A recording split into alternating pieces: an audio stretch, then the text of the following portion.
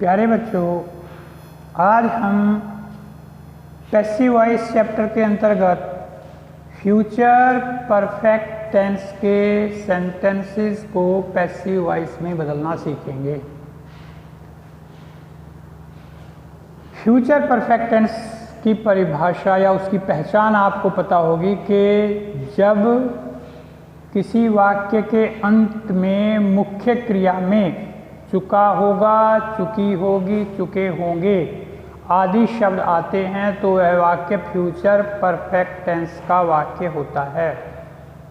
इस टेंस की सहायक क्रिया विल हैव, शैल हैव होती है और इसकी अंग्रेजी बनाने का नियम ये होता है कि पहले हम सब्जेक्ट लिखते हैं, फिर विल हैव, शैल हैव लिखते हैं, फिर वर्ब की थर्ड फॉर्म लिखते हैं, उसके बाद ऑब्जेक्ट लिखते हैं।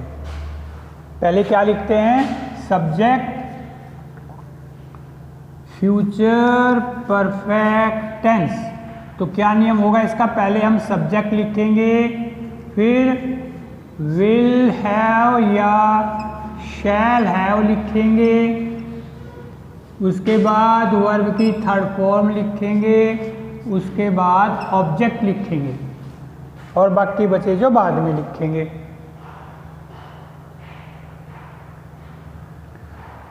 तो जब हम इसकी पैसिव वॉइस बनाएंगे तो पहले ऑब्जेक्ट आ जाएगा, फिर विल हैव, शैल हैव का will have been, shall have been हो जाएगा, वर्ब की थर्ड फॉर्म हो जाएगी, बाई लगा के बाद में सब्जेक्ट लिख देंगे।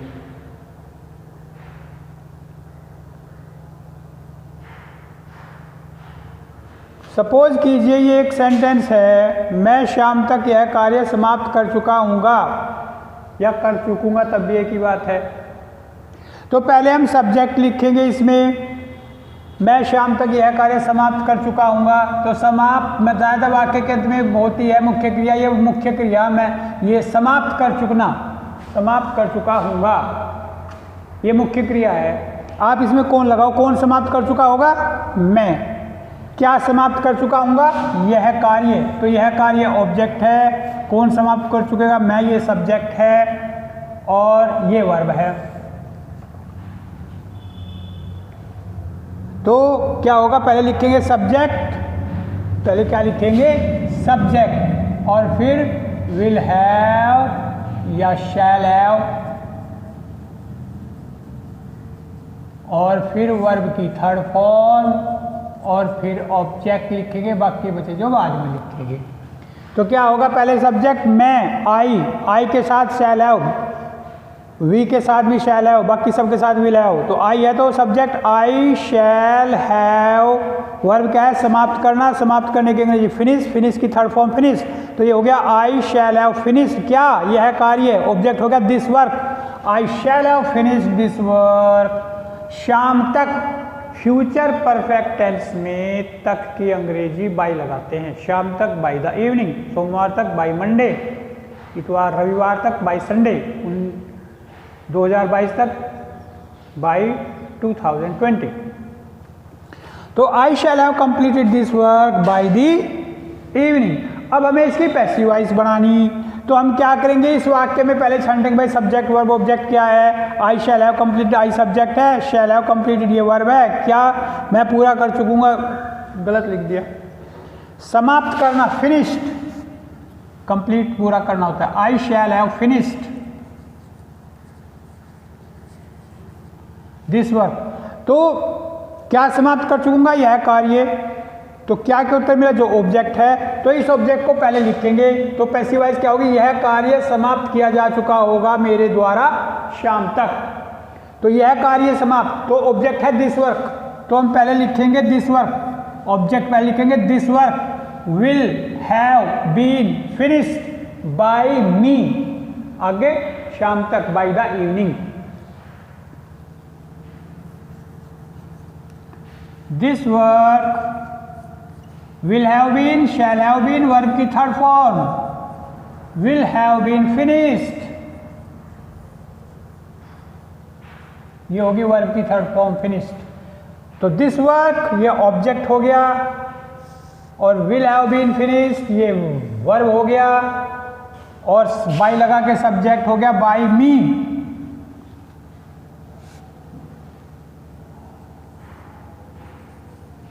This work will have been finished by मी शाम तक बाय द इवनिंग।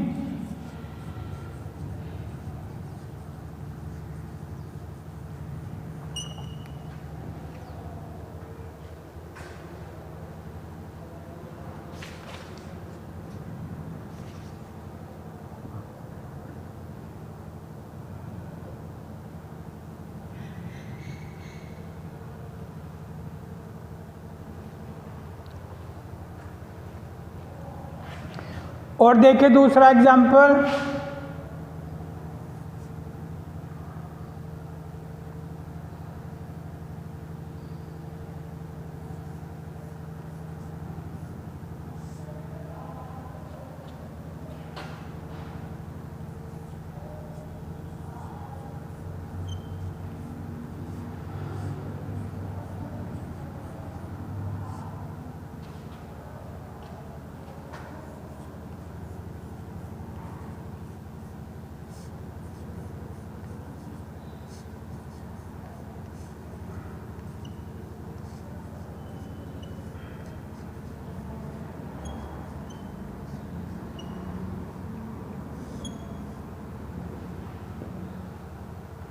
राम 5 बजे तक अपना पाठ याद नहीं कर चुकेगा। तो ये निगेटिव सेंटेंस है, तो इसमें क्या करेंगे, will not have, shell not have और वर्ब की थर्ड फॉर्म। राम नहीं याद कर चुकेगा अपना पाठ 5 बजे तक, तो क्या हो जाएगा, राम एक्टिव वॉइस लिखेंगे पहले, क्या होगा भाई,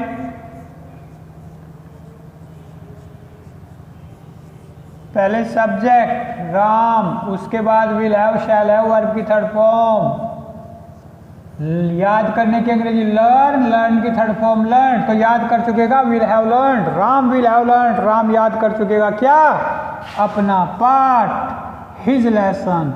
राम के लिए अपने की अंग्रेजी हिज, आदमी के लिए सभी आदमियों के साथ अपने की अंग्रेजी हिज लगेगी, औरत के लिए अपने की अंग्रेजी हर लगेगी, आई के साथ माई लग के, वी के साथ अवर, यू के साथ योर, दे के साथ dear.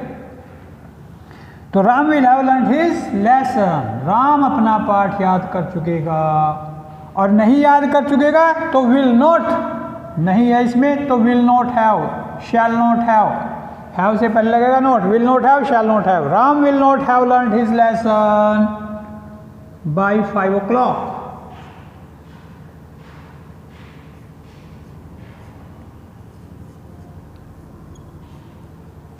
Ram will not have learned his lesson by 5 o'clock। Interrogative अगर बनाना हो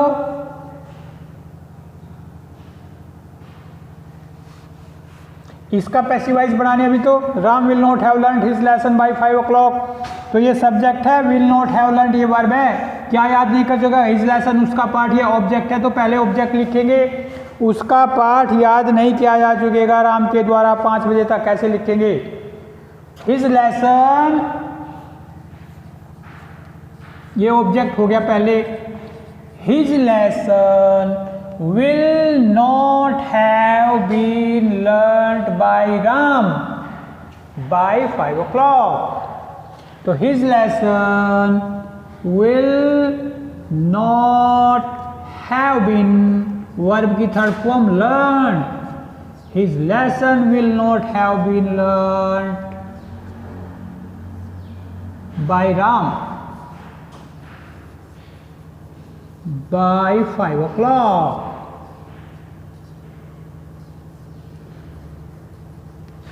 ये हो गया, राम 5 बजे तक अपना पाठ याद नहीं कर चुकेगा। और इंटरोगेटिव बनाना हो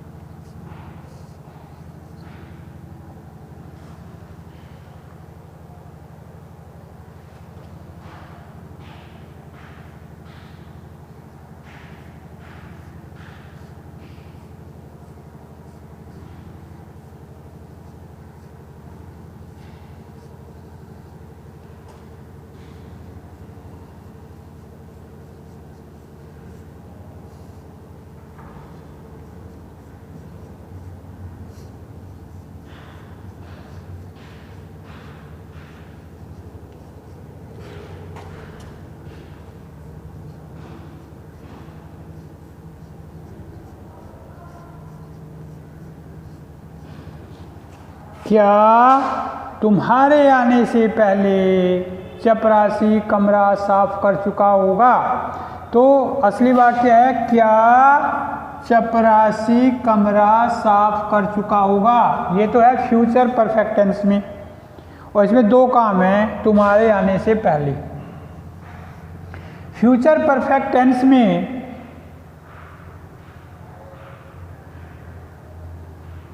जो काम पहले होता है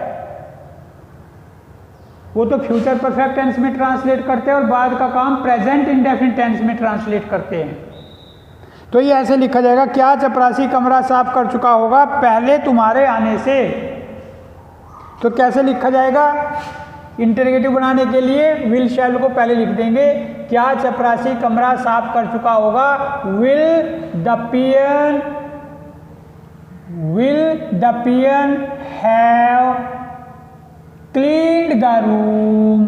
आगे तुम्हारे आने से पहले बिफोर, और ये बनेगा प्रेजेंट इंडेफिनिट में तुम्हारे आने से, before you come. I we you they बहुवचन के साथ वर्ब की फर्स्ट फॉर्म लगते हैं प्रेजेंट इंडेफिनिट टेंस में, ही शी इट नेम के साथ वर्ब में एस या एस लगता है। अगर ये होता तुम्हारे आने से पहले बिफोर यू कम, और उसके आने से पहले बिफोर ही कम्स। राम के आने से पहले बिफोर राम कम्स, तुम्हारे पिताजी के आने से पहले बिफोर योर फादर कम्स। तो एक वचन के साथ वर्ब में एस यस, और आई वी यू दे बहुवचन के साथ वर्ब की फर्स्ट फॉर्म। तो क्या हो जाएगा, क्या चपरासी कमरा साफ कर चुका होगा। Will the peon have cleaned the room before you come.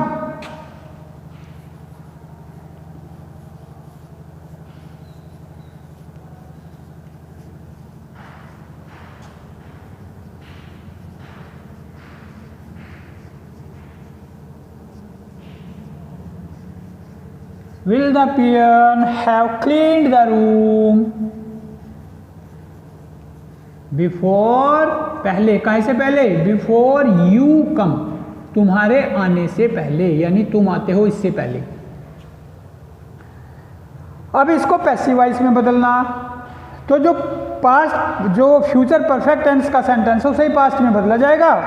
Will the peon have cleaned the room, तो इसमें क्या है, इसमें the peon तो सब्जेक्ट है और विल हैव क्लीन्ड ये वर्ब है, और क्या साफ कर चुका होगा, कमरा, क्या के उत्तर मिला जो वो ऑब्जेक्ट है। तो ऑब्जेक्ट पहले लिखा जाएगा, चूंकि इंटरोगेटिव सेंटेंस है इसलिए विल शैल पहले लिखा जाएगा। तो पहले क्या लिखा जाएगा, will the room have been cleaned by the peon. Will the room have been cleaned by the peon. तुम्हारे आने से पहले वो जुगा तो लिखेंगे बिफोर यू कम। ये तो विल द रूम ये लिखा जाएगा पहले ऑब्जेक्ट, विल, चूंकि इंटरोगेटिव सेंटेंस क्रिया विल शैल पहले आ जाएगी। Will the room have been cleaned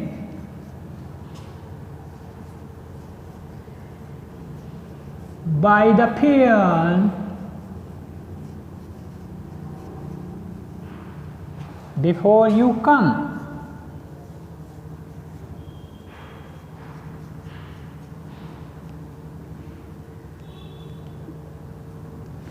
तो ये हो गया, will the room have been cleaned by the peon before you come. ये इंटरोगेटिव सेंटेंस हो गया। इस तरह बनाएंगे इसको।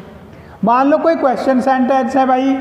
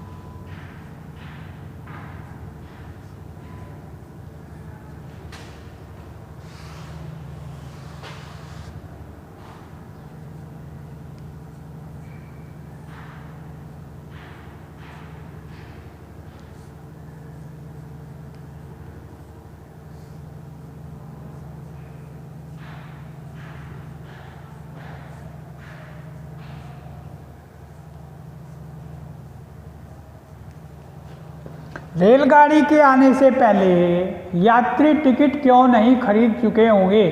यात्री टिकट क्यों नहीं खरीद चुके होंगे, ये क्वेश्चन सेंटेंस है। तो पहले इसको एक्टिव में बनाएंगे कि रेलगाड़ी के आने से पहले यात्री टिकट क्यों नहीं खरीद चुके होंगे। तो कैसे बनेगा? यात्री टिकट क्यों नहीं खरीद चुके होंगे, तो क्वेश्चन वर्ड क्यों पहले आ जाएगा, वाई, उसके बाद सहायक क्रिया विल शैल, वाई विल, उसके बाद सब्जेक्ट कौन? यात्री। तो why will the passengers not have bought the tickets, और रेलगाड़ी के आने से पहले ये प्रेजेंट में लिखा जाएगा before the train arrives. Why will the passengers not have bought the tickets before the train arrives? पहले क्वेश्चन वर्ड why, उसके बाद सहायक क्रिया will। भाई क्वेश्चन बनाएंगे तो ये will shall पहले यहाँ लिखेंगे वर्ब से पहले, उससे पहले क्वेश्चन वर्ड आ जाएगा why, when, where। तो वाई विल, अब ये सब्जेक्ट दी पैसेंजर्स, तो why will the passengers, not है तो वो हैव से पहले लगेगा, why will the passengers not have bought the tickets before the train comes. रेलगाड़ी आने से पहले ये प्रेजेंट इंडेफिनिट टेंस में लिखा जाएगा बिफोर द ट्रेन अराइव्स। तो यात्री टिकट क्यों नहीं खरीद चुके होंगे, पहले लिखेंगे, ये फ्यूचर परफेक्ट टेंस का है। Why will the passengers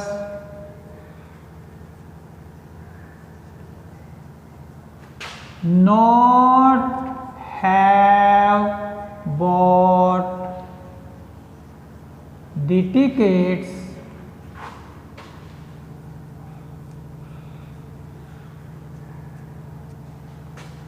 before the train arrives? ये बिफोर द ट्रेन अराइव्स, रेलगाड़ी आने से पहले। हमें जो पैसिव वॉइस बनानी वो फ्यूचर परफेक्ट की बनेगी, why will the passengers not have bought the tickets, इसी की पैसिव वॉइस बनेगी फ्यूचर परफेक्ट टेंस की, वो जो का तो लिख देंगे।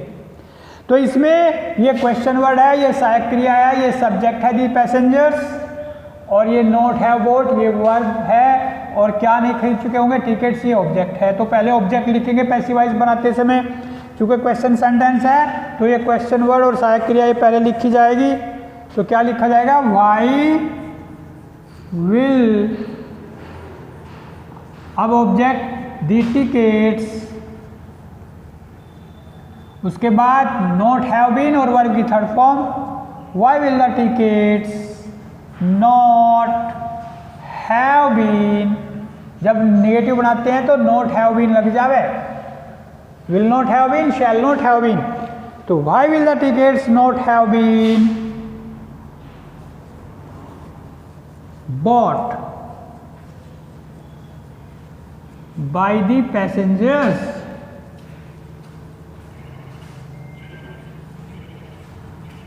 ये जो का तू लिख देंगे बिफोर द ट्रेन अराइव्स।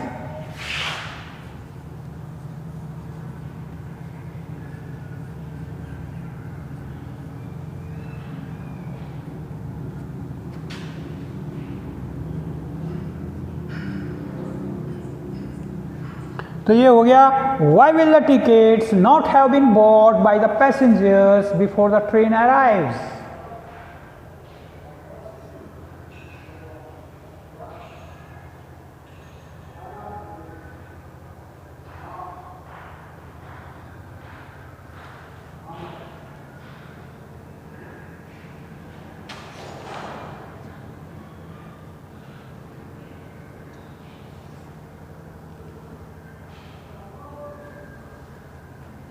और देखिए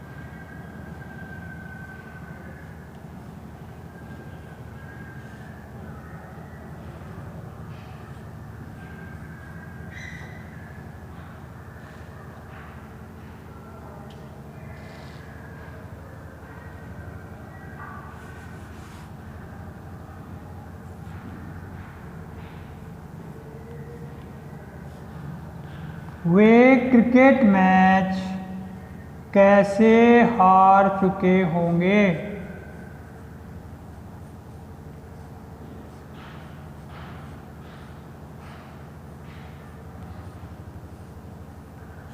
कैसे?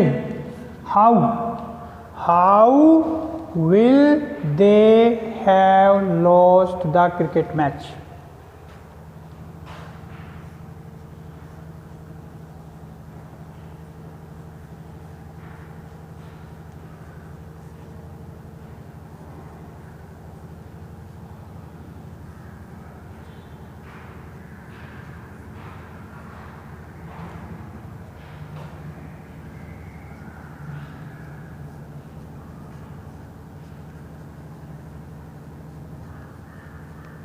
How will they have lost the cricket match? Way cricket match कैसे हार चुके होंगे?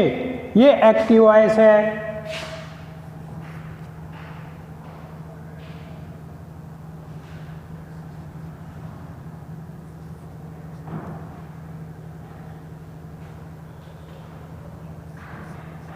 अब हमें इसकी पैसिव वॉइस बनानी है, तो कैसे लिखेंगे भाई?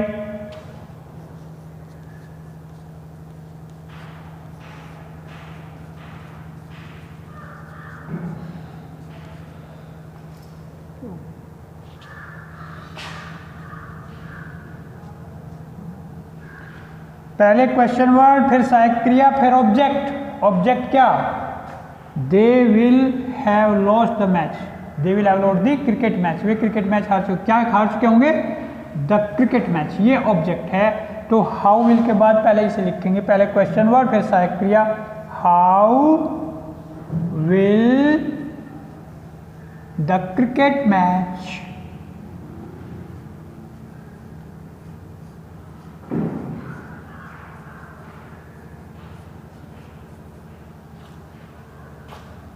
हैव बीन, वर्ब की third form lost. How will the cricket match have been lost by them? उनके द्वारा क्रिकेट मैच कैसे हारा जा चुका होगा? How will the cricket match have been lost by them? उनके द्वारा क्रिकेट मैच कैसे हारा जा चुका होगा? इसी प्रकार से दूसरे वाक्य हो सकते हैं। ये हमने एक्टिव को पैसिव में बदला। कुछ ऐसे भी हो सकते जो एक्टिव में नहीं लिखे जा सकते, वो सिर्फ पैसिव में लिखे जा सकते हैं। जैसे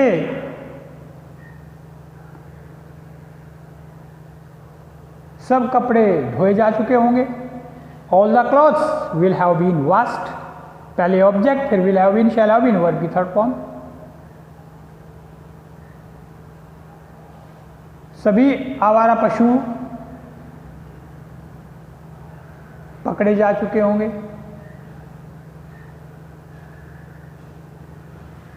तो ऑल द वैगरेंट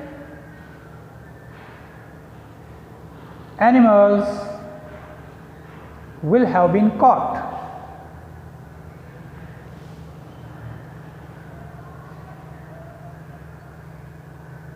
पक्षियों को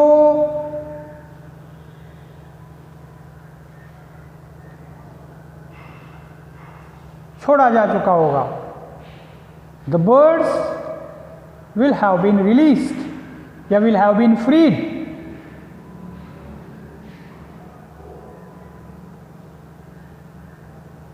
पुताई का कार्य समाप्त किया जा चुका होगा। The work of white washing will have been finished. The work of whitewashing will have been finished. सारे फल खाए जा चुके होंगे। All the fruits will have been eaten.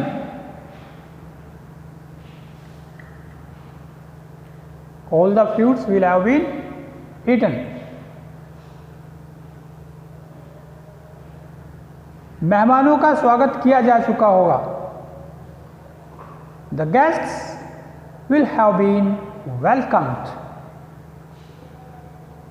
भोजन तैयार किया जा चुका होगा। The food will have been prepared या the food will have been cooked. सभी विद्यार्थियों की तलाशी ली जा चुकी होगी। All the students will have been searched. इस प्रकार से सभी वाक्य आप आसानी से बना सकते हैं नियमों का पालन करते हुए। तो ये था, ये हमने आपको इंडेफिनिट के प्रेजेंट पास्ट फ्यूचर, फिर कंटिन्यूअस के प्रेजेंट पास्ट फ्यूचर और ये परफेक्टिव प्रेजेंट पास्ट फ्यूचर तीनों कालों की पैसिव वॉइस बनानी सिखा दी है। कल हम इम्पेरेटिव सेंटेंसेस की पैसिव वॉइस बनाना सीखेंगे। तब तक आप इनका अभ्यास कीजिए पूरी तरह से, और बहुत आसान ये है, कोई मुश्किल कार्य नहीं है, बस थोड़े से अभ्यास की आवश्यकता है। तो कल तक जब हम आपको शुरू करेंगे इम्पेरेटिव सेंटेंसेस की पैसिव वॉइस बनाना, तब तक आप अभ्यास करते रहिए। कल भी मिलेंगे, तब तक के लिए धन्यवाद। Thank you boys, thank you very much.